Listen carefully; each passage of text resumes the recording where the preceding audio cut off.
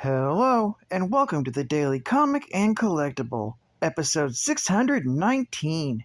Now today, the collectible of the day is the Hasbro Toys Marvel Legends series Controller Build-A-Figure Wave Herald of Galactus Thor action figure. Thor does the unthinkable when he becomes the newest Herald of Galactus, aligning with the Great Devourer to stop an even greater threat. This Marvel Legends Thor action figure of the God of Thunder is a fan favorite from the Marvel comic universe, and a great addition for any collector. This 6-inch scale action figure is inspired directly from his appearance as the Herald of Galactus in the Marvel Comics series. Thor comes with intricate detail and hand-painted deco, plus comes with ultra articulation for advanced posing and displaying in your Marvel collection. This 1/12 scale figure is also part of the Controller Build-A-Figure Wave.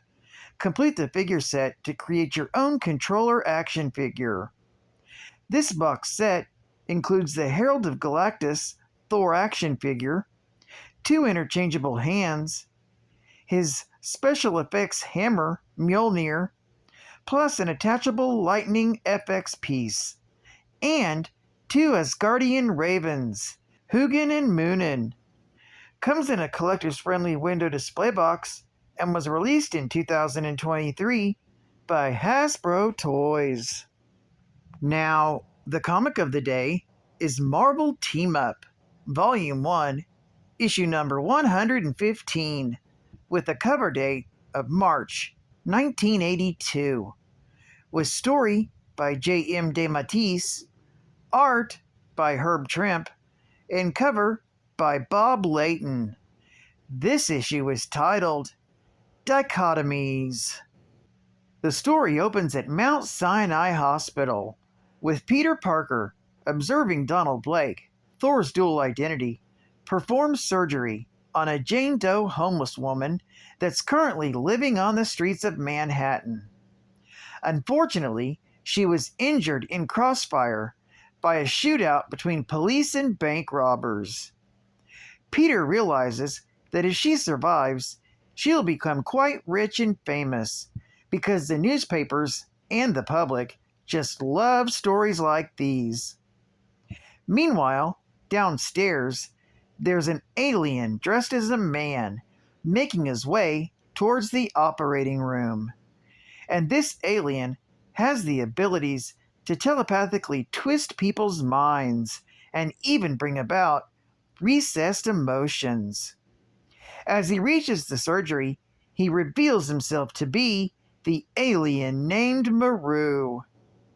Spider-Man attempts to stop Maru, but after receiving one of his telepathic mind blasts, Spider-Man suddenly decides to take off, not seeing any reason to stick his neck out for a public that hated him. But fortunately, Dr. Blake was able to transform into Thor, and he battles Maru, who ends up escaping. The next day, Robbie Robertson asks Peter Parker about the recent cowardice of Spider-Man. Parker has no answers, but struggles against that part of him that Maru has awakened, which keeps him from acting as Spider-Man.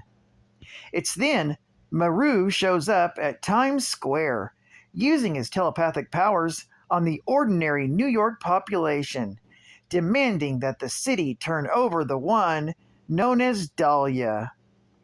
Maru's public actions make the news, and after seeing him, Jane Doe regains her memory.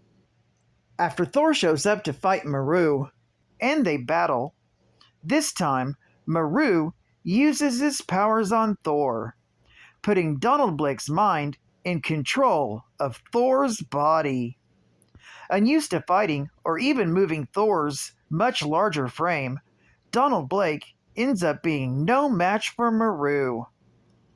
Finally, after some soul-searching, Spider-Man is able to overcome his selfish emotions and swings in to Thor's rescue, saving him from being thrown off a roof.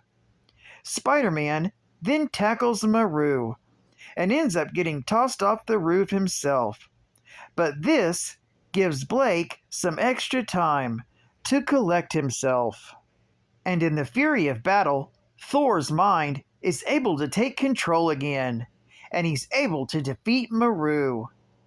The Jane Doe suddenly appears and reveals herself to be Dahlia, an alien from the same planet as Maru, the planet Charon. She belongs to a revolutionary party who were in the planetary fight against tyranny by the Hafe. Dahlia's group, the Hafe-Nos, finally succeeded in their revolution, destroying the Hafe's power stations. Unfortunately, it caused a chain reaction, reaching the planet's core and destroying the planet Charon. Both Dahlia and Maru were the only two off-world at the time, and the only two survivors. They still fought until she escaped to Earth, erasing her own memories to keep herself safe. Dahlia then drops Maru's body from the rooftop, claiming to finally be free. But it's then Spidey swings down, saving Maru from death. But this causes Dahlia and Maru to start fighting each other once again. It's then Maru's blaster overloads and blows up, disintegrating both Maru and Dahlia. Both Maru and Dahlia's remains unify into a mystic fog, causing Spider-Man's danger sense to start buzzing like bees. This story is concluded in Marvel Team Up, issue number 116. Geek Fact: if you want to know the conclusion to this two-part story arc, check out episode 354 of the Comic and Collectible, where I cover part 2, issue number 116. The link is in the description below. Bonus Geek Fact: Maru and Dahlia are natives of the planet Charon, a world divided and segregated. Maru's people, the Hafes, smug supercilious telepaths, philosophers, and scientists who could not be bothered with what they call mundane labors, and Dahlia's people, the Hafe-Nos, a noble people subjugated and driven into slavery. It was inevitable that revolution fomented in that atmosphere of vile oppression. The Hafe-Nos tried reason and diplomacy, but the Hafes responded by tightening the yoke. The Hafe-Nos demanded freedom and equality, or Charon would be destroyed. The Hafes scoffed at this idea, but the Hafe-Nos destroyed key power stations across Charon, setting up a chain reaction in the planet's core that tore itself apart. For those out there that didn't catch on right away, like me, the Hafe and the Hafe-Nots stands for the have and the have-nots. Marvel Hostess Heroes. Captain America in The deciding factor. I don't know what these alien invaders are thinking, but I don't think I like it. These aliens are definitely stronger, more powerful, not to mention better armed than Cap. Captain America battles valiantly, with every vestige of his waning strength. Cap's in trouble bad. Just piling on won't help. I need a plan.